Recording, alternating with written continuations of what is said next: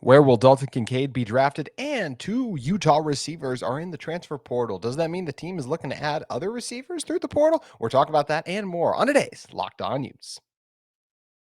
You are Locked On Utes, your daily podcast on the Utah Utes. Part of the Locked On Podcast Network.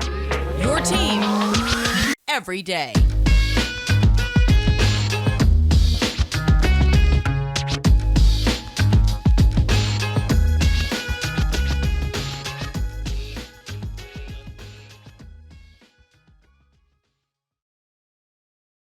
Hello, and thank you for making Locked On Utes your first listen every single day. We are available on all platforms, including YouTube. If this is you guys' first time with us on the show, make sure you guys like, subscribe, chat with us in the comments. I try to get back to as many of you guys as you can. You can follow us on social media at Locked On Utes or at JT Wistrcill. My name is JT Wistrcill, former intern inside the University of Utah Athletic Department. And on today's show, we're talking Dalton Kincaid, the Utah tight end, of course, who's going to be a first-round pick tomorrow night by the time you guys are listening to this. And then we'll also dive into the receivers entering the transfer portal and just closing out on what it will mean for this Utah football team that they're going to have first-round picks in the NFL draft in back-to-back years, what it means for the program in general, because I think it's something pretty cool. But as I mentioned, let's start with Dalton Kincaid. So Dalton just had an unbelievable season, right? I believe we talked about it with Dante on yesterday's show that, it's crazy to look back on, like, had he entered the draft, or it could have even been Cole, but either way, like, had Dalton entered the draft last year, yes, he had a combine invite.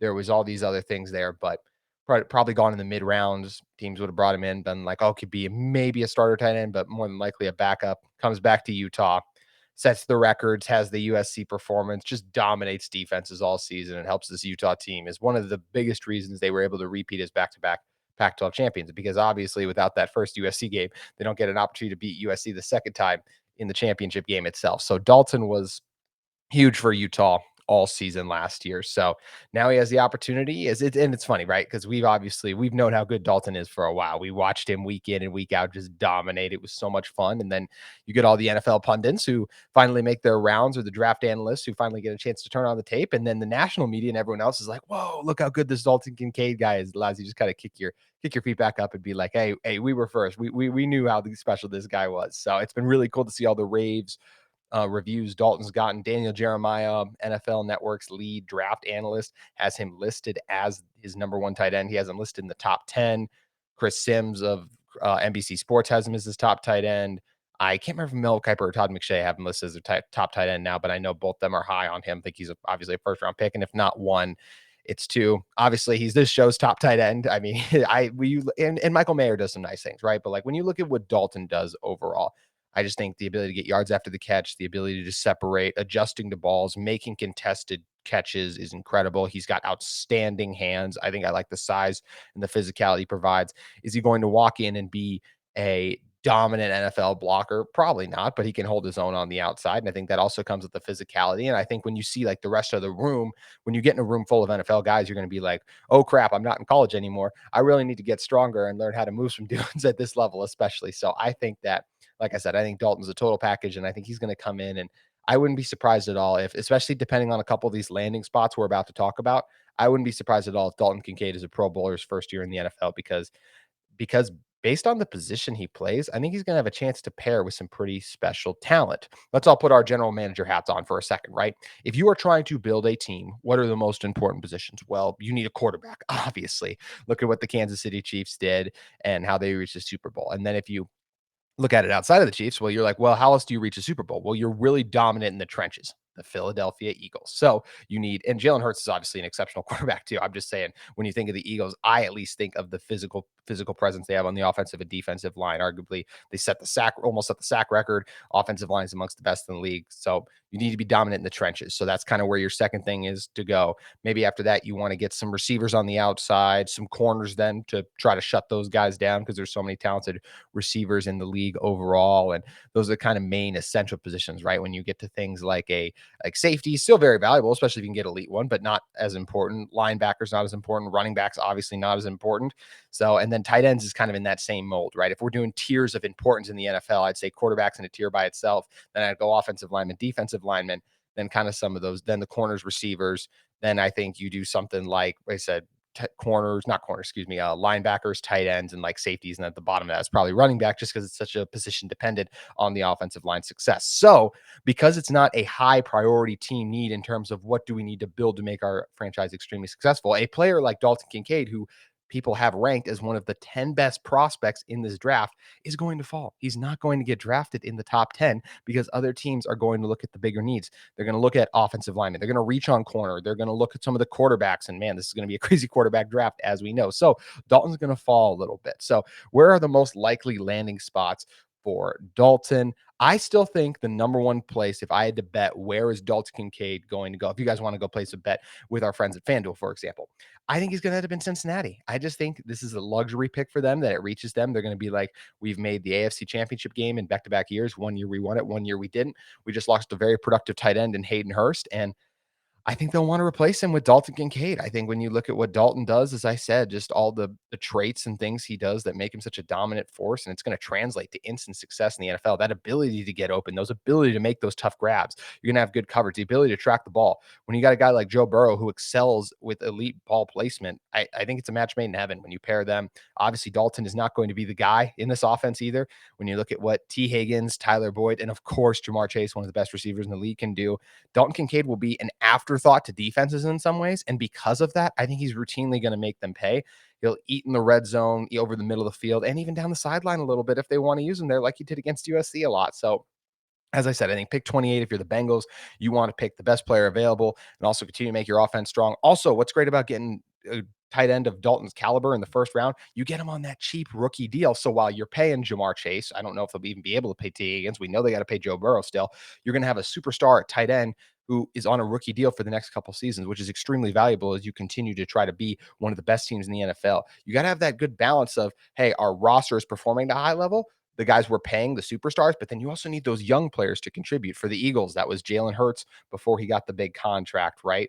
That was some of their younger players. They have like oh my gosh, I can't believe I'm blanking on the Georgia defensive tackle's name who I'm looking, I could see him totally, and I'm totally forgetting his name. But either way, you guys, Jordan Davis, the huge tackle, like he was on a rookie deal. Then they got the veterans, the Chiefs, their defense was super young. So you got to have that combination. I think that's where Dalton could really help a team like the Bengals continue to contend. Dalton will also enhance any offense that he's in. And I think any young quarterback that you want, if you have a star quarterback, you want to get him elite weapons. And I think those are the teams, like if the quarterback is kind of an unknown, I don't know if you want to use this pick on a tight end, just because, especially a guy like Dalton, I think he get to a point where he's so dominant that teams just really might try to throw stuff to cover. So you might need to really try to do everything they can to shut these guys down. So you're going to need the top quarterbacks, because you want to, in order to maximize these tight ends, you're going to have someone who places the ball elitely. That's why I mentioned Joe Burrow. And the second guy I'm going to mention is the Chargers. I think pick 21, Justin Herbert. This would make a ton of sense too. This is something our friend Cole Bagley, who's a Chargers fan, wants to have happen. And I think it makes a lot of sense, because when you're looking at what the Chargers are as a team and a franchise, you think of Justin Herbert, obviously. Yeah, they got some guys on defense, Darwin James, Joey Bosa, Khalil Mack's still there too. But who is the face of the Chargers? It's Justin Herbert. And he needs weapons. And I think one of the weapons that, especially at a tight end spot, I think Gerald Everett is a free agent. I don't think they brought him back. If you're looking at the outside, I believe Keenan Allen, there's some contract stuff there. We know how good Mike Williams is, but I think it'd be great to pair Justin with a tight end who could be there for him the next 5 years and build a strong rapport with. We know Dalton is from California originally. I think it'd be great for him to go back home, pair with a quarterback as talented as Justin Herbert, who is one of the five. Him and Joe Burrow are two of the five best quarterbacks in the NFL. I think when you just look at what they do week in and week out, elite accuracy, just the ball placement, everything we discussed when it comes to elite quarterback play. That's what Joe Burrow and not Jamar Chase, but Joe Burrow and Justin Herbert epitomize. So I think both those guys, both those landing spots make a ton of sense for Dalton. I think, once again, it'd be great for him to play with the Chargers. And I could really see him being a Pro Bowler in his first year, especially if teams are worried about stopping him, Mike Williams and Keenan Allen. And then Dalton Kincaid is just feasting over the middle of the field. And the last one I'll go is the most likely, the Dallas Cowboys. They still have not replaced Dalton Schultz, who left them to go to Houston. So big tight end opening there. And once again, that's a team they got to pay. They're going to have to come up, pay CD Lamb. We know they're paying Dak. They got some other star defenders. I mean, they're going to have to roll up the Brinks truck to pay Micah Parsons. Why not get a Pro Bowl tight end caliber with your 26th pick, a reliable pass catching option for Dak? There's Dallas Goedert. He didn't have the best end of the year, or didn't have the greatest year this previous one, but the year before that, I believe he was a Pro Bowler. So, and part of the reason he's Pro Bowler is because Dak's ability and the offense's ability to maximize the tight end position. Why not get another elite player who could step in and do that? So that's why I think Dalton Kincaid makes a ton of sense to the Cowboys at 26-2. And as I said, I feel like contending teams, because Dalton can come in and help you win right now. He is ready to play. Yes, he's on the older side. He's not one of the younger. He's the opposite of an Anthony Richardson, right? Anthony Richardson's walking in with all the potential of the world. And if he has to play right away, it's not going to go very well. Dalton can play right away. And literally a year from now in redrafts, I expect to see him in like the top 10 because I think he's going to have that good of a season. I could see him putting up over 600 yards in his first season, 8 to 10 touchdowns and over the course of a 16-game season. And as I mentioned, being a Pro Bowler and being a borderline tight end year one in the NFL, depending on the fit and situation are everything in the NFL. There are so many quarterbacks. Look at like a Geno Smith, what happened in the Jets. Bad fit. Some of that was on him, sure, but goes to the right place in Seattle and looks like the player everyone always kind of hoped he would be. Fit and situation are important. If Dalton ends up in the right one, he will be a Pro Bowler in his first season. So I'm really excited to see what Dalton can do in the NFL level. And it's exciting. We're going to find out tomorrow where his NFL home will be. As I said, most likely landing spots to me, pick 28, the Bengals, pick 21, the Chargers, pick 26, the Cowboys. If you're looking for sleepers for him, I think the earliest you could go is 10. The Eagles love tight end. They already have Dallas Goedert, but if they want to just get another extra weapon at a tight end and feel like Dalton's the best on the board, I could see them taking him. The Texans, they need everything. I do think OJ Howard is back there, my bad. OJ Howard's on the move, but Dalton Schultz is there, but still could always use an extra tight end, as I mentioned. Titans, Packers, Washington Commanders, Jaguars, Giants. Some of those teams have tight ends, but once again, you can always use an extra elite tight end. If you feel like he's that good and one of the best players on the board, I think it makes sense to take him in that situation. So, like I said, earliest I can see him going is 10. And funny enough, latest I can see him going is the Bengals. I don't see how he makes it past the Bengals, but it's going to be fun to see how it all plays out Thursday night, the NFL draft, as we will see Dalton Kincaid find his next team after dominating with the Utah Utes for the past few seasons. So that's going to do it for our draft talk at the moment. As I said, we'll come back to this because I want to close out with a big picture draft take about what it means for the Utes to have two players in back-to-back years in the first round.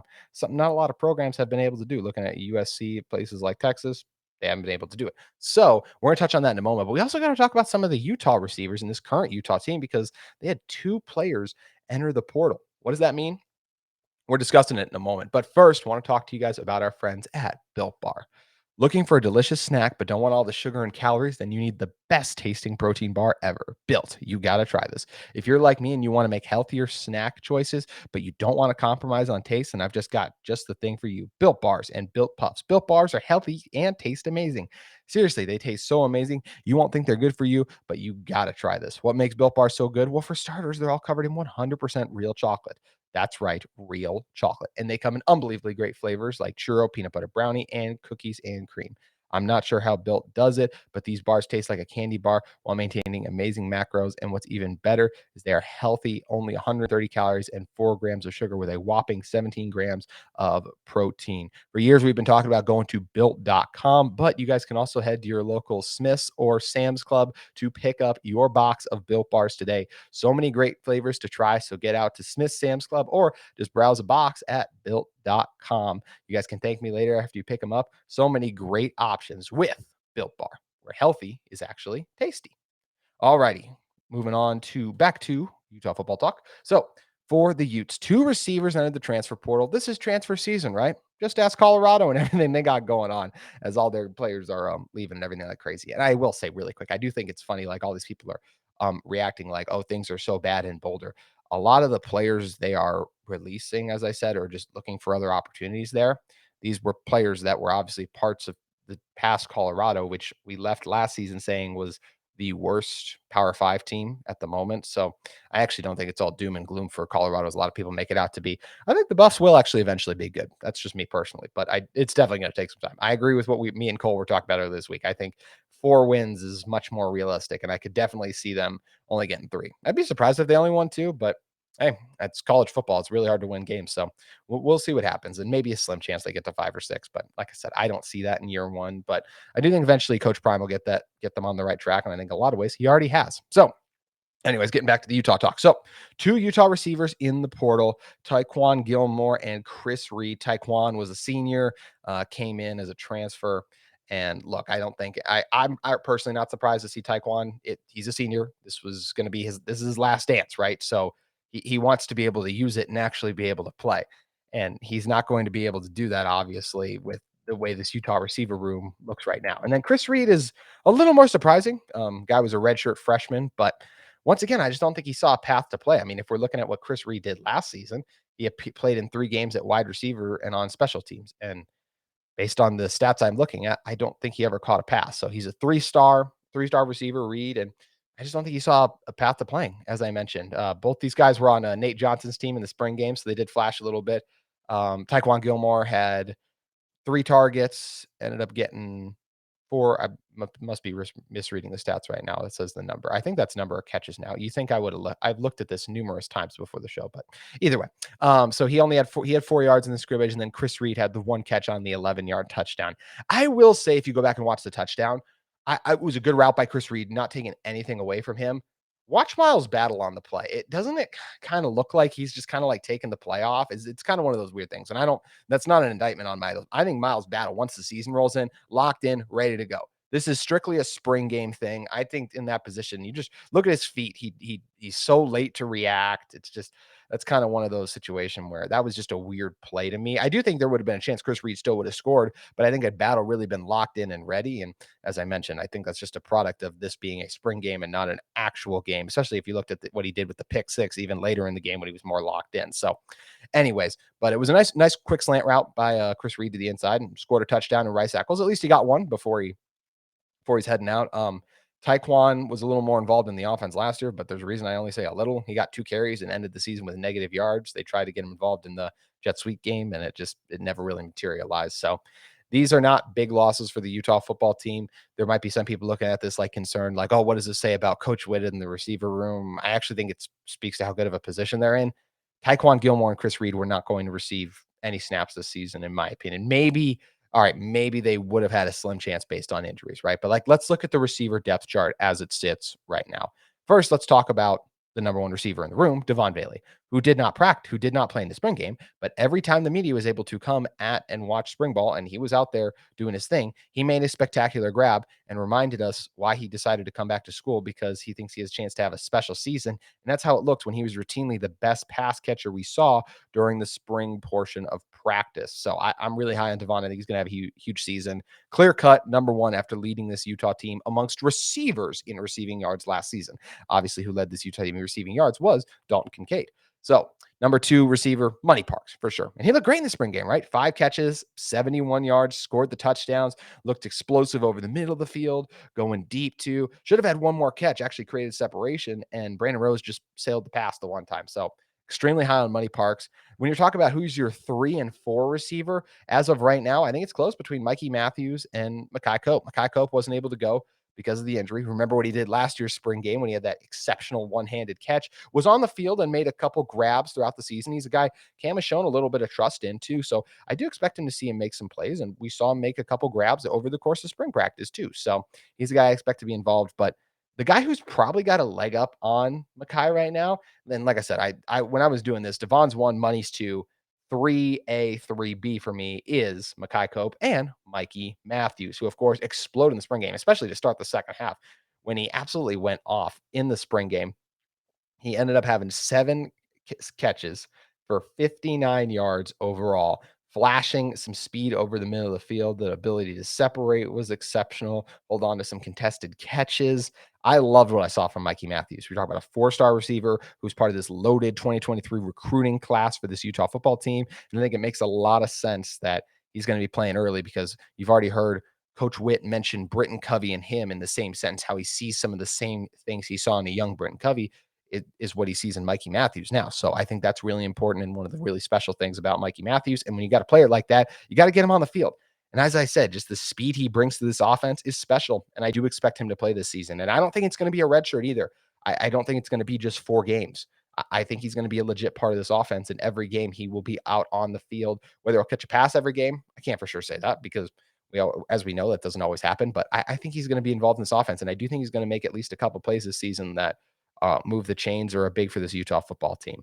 And who's currently the 5th guy, but I think has a great opportunity to move up, is Emory Simmons, the Indiana transfer who's going to come and join this team in the summer. This is a veteran receiver who put up 400 yards last year with Indiana playing in the Big Ten. Yes, that offense was bad, but now he's going to pair with the best quarterback he's ever played with in his career in Cam Rising. Actually, I guess he was at North Carolina for a brief little bit, so maybe he paired with a Sam Howell or one of those other people. And I know Sam Howell was more of a draft prospect too. I'm happy with Cam Rising, obviously. So I do think Cam Rising, the season he could put together if he's healthy, could eclipse what Sam Howell was able to do during his time at North Carolina. And I don't think that's that outlandish of a statement. So I think Emory Simmons, when you look at the veteran experience, he's the first guy Coach Witt had brought in. I think he has a great chance to move up. That is the 5 for this Utah receiver team: Devon, Money, Mikey Matthews, Mekhi Cope, Emory Simmons.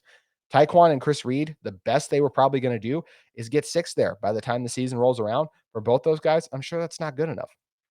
For Taekwon, like I said, this is his last dance. He should go transfer and play somewhere. That's what he's going to do. For Chris Reed, I think when you look at it, there's a chance he could have decided to stay and like try to wait it out. But I feel like for him, yeah, Devon will be gone. Yes, Emory will be gone for sure. Mikey, Money, we don't know, but Kai's already passed you up. There's other young, talented receivers coming in this room. I think he just wanted his opportunity elsewhere. And I think that makes a lot of sense. And maybe he wants to play sooner. There's no guarantee he would be, even if you stuck it out one more year, there is no guarantee he would be one of the dudes on this team next season. When you talk about who are the first 3 receivers on the field for Utah football, Money could decide to stay another year. Mekhi could end up, or excuse me, we know Mekhi's Mekhi or Mikey Matthews. Mekhi obviously will be back another year. Mekhi Cope could end up staying for another year too. So, and then you look at some of the talented freshmen coming in. That's where, if I'm Chris Reed, I think it makes a lot of sense that he wanted to transfer and try to get more playing time because he didn't see a path to it with the Utah football team. So, I got no I got no bad feeling, no bad blood or anything like that towards Chris Reed for wanting to leave because, as I said, I just feel like I didn't see a path for playing time for him. So I think he made the best decision for him, which is what he should do. So should this Utah team add another receiver in the portal? Maybe one. I like the 5. I really do. If there is an elite player that comes open, obviously you want to add him. I think you always kick the tires on that. So if you can get a player that's really good at that caliber or just an extra guy you maybe feel good about for the depth, then yeah, maybe grab one more. But there's still some other young players in this receiver room I would love to see get an opportunity, especially as, once again, when I mentioned being the 6th guy on this depth chart. So only if there are injuries, if there's something crazy that happens, that's the only situation that I could really see anything materializing. One guy I would love to see more of. He didn't play in the spring game. I don't know what's going on there, but Sydney Mbanasor is this 6'5" young receiver. Every time he's on the field, it's like, whoa, who is that dude? I would love to see him get out there, get some more reps. Once again, we're not involved with the practices and everything, so we can't see exactly everything that goes on there. But he is a guy I am extremely high on based on the physical profile I've seen, at least the stuff I've seen from him in high school. And I would just love to see him get on the field and be involved in this Utah team as a receiver. So it's going to be something interesting to watch and mindful of if he is involved. But there's also other young players, as I said, that will be a good 6th receiver for this Utah football team overall. And let's just look at the receiving stats from last season. Let's see how many Utah receivers caught a pass last season. So you get Devon, Money, Jalen. So that's 3. 4 is Solomon. 5 is Mekhi. And there you go. So 5 receivers caught a pass last season for this Utah football team. Running backs, tight ends, we know what a critical part they play in the passing game. Only 5 receivers caught a pass. Did a couple more, did Taekwon Gilmore maybe line up out there and run it out? Sure, he didn't catch a pass. So you want to have 5 guys that you feel good about. Maybe one more in case of injury. That's where I said maybe they do want to add one more guy. I feel good about the 5 that we just talked about. I feel like you have your true number 1, you got a good number 2, and you got a couple of guys. You got the veteran, you got the guy who's flashed some elite potential with a couple of plays in Mekhi Cope, and the veteran being Emory Simmons, obviously. And then you got the young guy in Mikey Matthews, who's this wild card of what he's going to bring in his first year. I like that as a receiver room. It is not going to be the best in the Pac-12, but I think when you look at the talent and depth that room has, I think it's pretty good. And I think all those guys are capable of winning on the outside, stepping up and making game-changing grabs. So I feel good about the Utah receiver room. If they want to bring in one more guy, makes sense to me. But once again, I like where this group is at the moment. Another thing I like to hear is that Utah is going to have first-round picks in back-to-back years in the NFL draft. Of course, last year was Devin Lloyd going to the Jacksonville Jaguars. That worked out pretty great for them. Wherever Dalton is going to go will work out great for him too, and I think is going to work out well for the franchise. As I said, that picks with him, as I think he's going to be a star in the making and become a fan favorite right away. I can already see, hey, all the photos of him giving the smile, the thumbs up, right, that everyone loves when it comes to Dalton. Like I can already just see that right away, that's going to be one of the big things that all the fans and the social media accounts are going to be tweeting out and everything. So I'm excited to look at that and everything. But what does it say about this program having first-round picks in back-to-back years? And once again, it was almost 2 first-round picks. Clark's unfortunately falling victim to all the draft stories and everything that he's going to follow the first round more than likely. But just speaks to the special position overall this program is at, that they're able to turn out multiple first round picks year in and year out. And it's what makes them such an attractive option for recruits now. Not only can you come and win Pac 12 championships, you can develop your skill set and put yourself in a position to be a first round pick in the NFL draft because you've seen other guys do that. And it's other guys that come from, once again, Devin Lloyd as a recruit was never supposed to be in a first round conversation. Dalton Kincaid was never supposed to be a first round NFL draft pick when he was getting recruited or anything like that. But both those guys have unbelievable stories. And I think it's really appealing to all these guys that, like, hey, they made these guys, they helped make these guys into what they are today.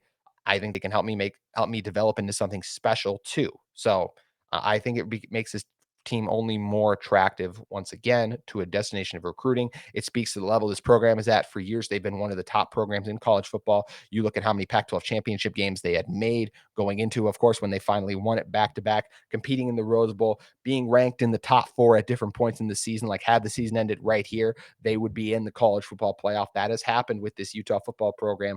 Of course, if the 12-team playoff was the last couple of years, Utah would have made it 2 years in a row. They've consistently been a top 10 college football program over the past few seasons. And I think that's something that's really special and really cool about the position this team is in, is that they are amongst the elite programs in the entire country, which obviously was not always the case, but absolutely is right now. So once again, it's just another great step in evolution because the other top programs, they're able to put guys in the first round conversation every single year. Except for teams like USC, like we said, that's the one where they've just had some off years. They've had some on years. Look, this year, Jordan Addison will maybe go there, maybe not. They'll obviously have, in my opinion, who should be the first overall pick in the 2024 NFL draft. I know you guys don't all love Caleb Williams. You can't deny he's unbelievably talented. I mean, my goodness, some of the throws and the plays he makes, my jaw was on the floor last season at some of those. So either way, but then I mentioned too, like Texas is another one. They don't have first round picks in the NFL every year, but they're going to have a pretty special one in Bijan Robinson. And that is what will be fun, is to see how it all shakes out in the draft. And who knows, maybe by this time next year, we'll be talking about 3 years in a row where Utah has a player picked in the first round. We all thought Devin had a chance to go in the first round. I think when you're talking what he did there, when you're looking at what Dalton did, I still think it's a little bit surprising he ended up in the first. I think people thought he could be good. I don't know many people before the season who had him as a first round pick. I think we all thought he'd go in the second and third, and Clark would be the first rounder. So who's going to step up? I don't know. Maybe a defensive lineman, maybe Junior Tufuna or Simote Peppa really flashes explosiveness, and an NFL team wants them. Maybe Brant Keithy has a crazy year, and even though he's a little older, some team does the same thing they just did with Dalton, takes him later in the draft.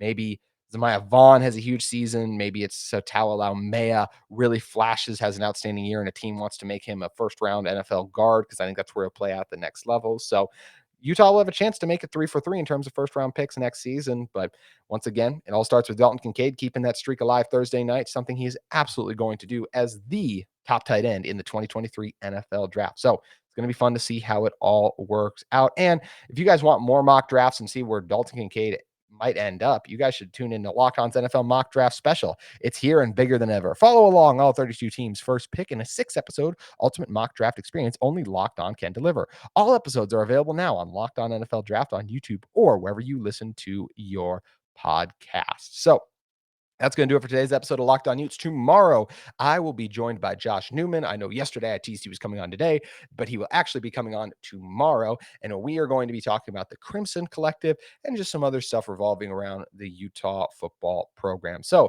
make sure you guys join us then on Locked On Utes.